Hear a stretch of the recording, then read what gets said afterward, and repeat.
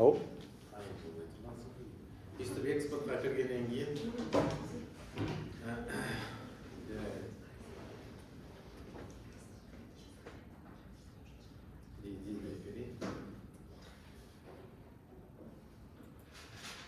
сохранить дейміз. Енді сіздерде келесі тағы бір түсіндіретін тақырыбы енді мынандай нәрсе бар да, сіздерде карталар жасадыңыздар. Әрқайсысын жеке-жеке бетке емес, бәрін бір үлкен парақтың ішіне қалай қоямыз деген нәрсе бар да. Соны қалай жасайтынымызды қазір түсіндіремін. Ең бірінші файлға кіреміз да, Tejan Print'ті басамыз. Осы жерде ең үлкен формат таңдаймыз. Ең үлкен формат A0. A0-ді таңдаймыз. Мұнда қойған кезде даже былай қойсаңыздар да болады.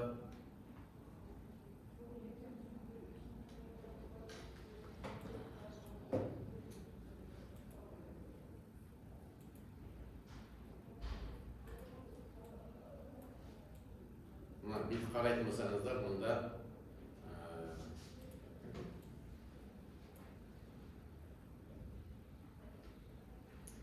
біреу сиіп тұр да, қалған нелерді осы жерге қалай қоямыз деген негіз бар да. Оны қою үшін инсертқа кіресіздер, data frame дейсіздер. Тағы да сіздерге берілетін картаны қайда қою керек деп сұрайды. Сол жерде осы data frame, new data frame атын қойсаңыздар болады мына жерге. Атауын епес тышқан үстіне бассаңыздар, атауын қойсаңыздар болады. Соның ішіне добавить данные. Өздеріңізде бар мысалы. Мынаны қояйық.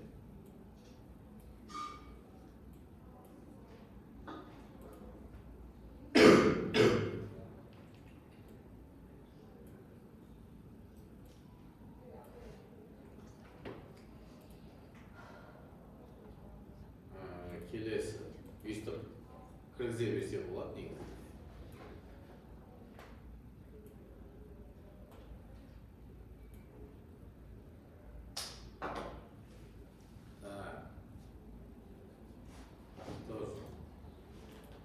Добавить данные ішінде.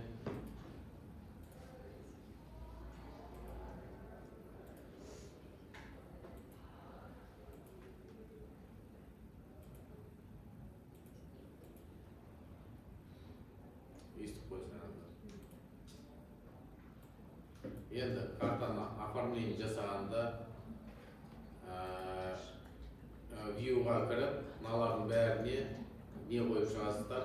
Сол кезде сіздер мысалы мынандай сызық қойып, бір сызықтың бойында кеше мен лекция түсіндірдім ғой.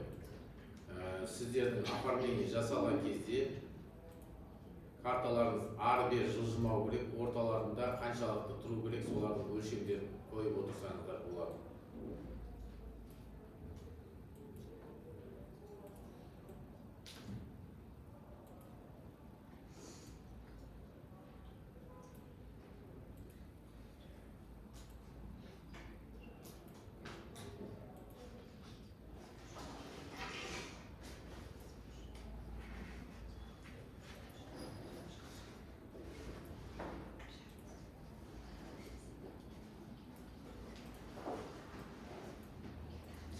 Қарайтын болсаңыздар, мысалы, тең болып өйстіп жасауларыңызға болады. Сонымен қатар жаңағы 3D суреттеріңізді кіргізуге болады мұнда.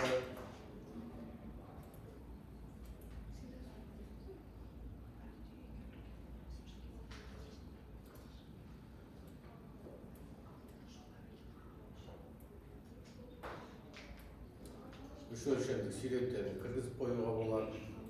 Тағы да мына жерге облыстың суретін қоюларына болады. Өздеріңізге қалай ыңғайлы болуына байланысты болады. Сонымен қатар міндетті түрде кеше айттым, общий не қоюға болады, рамка қоюға болады.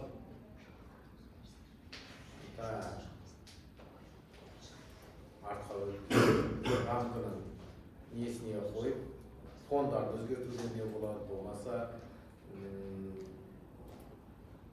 рамкасының жуандығын өзгертулерге болады. Осындай үйістік оформленияны үйістік жасасаңыздар болады. Сонда бір ненің ішінде 5-6 картаны шығарып кіргізуге болады. Мынау тігінен қоюға да болады, көлденеңнен де қоюға болады, өздеріңізге ыңғайлы. Түсінікті ғой, иә? Сұрақтарыңыз бар ма?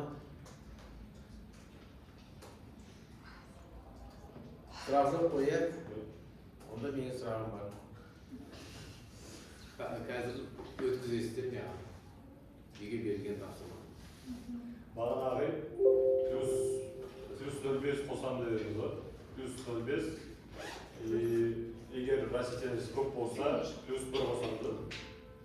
Енді оны мен сіздерге мына жерде айттым ғой.